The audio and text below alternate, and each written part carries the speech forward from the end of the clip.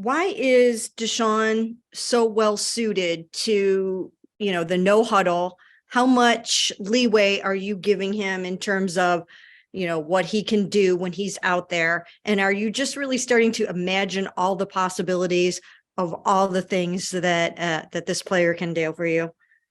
Yeah, I think Deshaun certainly is getting more and more comfortable, Mary Kay, and what we're doing. We did do some no huddle in this last game. We did some no huddle down in Cincinnati. It's been part of who we've been this season. Back when we played Baltimore in the first game, we did some no huddle with Jacoby. So it's certainly part of our system.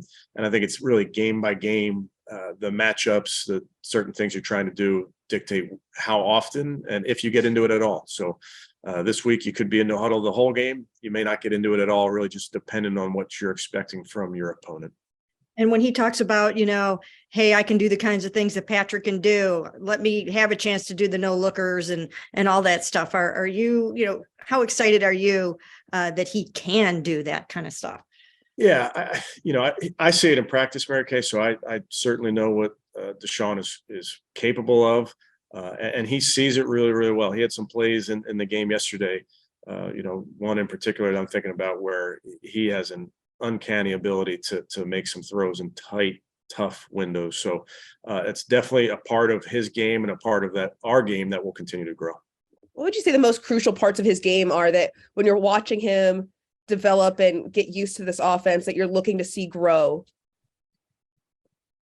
Yeah, I think that's another good question. And I think it's a lot of things, simple operation things and in and out of the huddle and getting into the right looks. And for Deshaun or really all the players, but just there's a comfort level that comes with game reps. And there's certain situations that come up in games that you cover a lot in practice. We've covered a lot of situations, and then sometimes situations come up in games that are unique.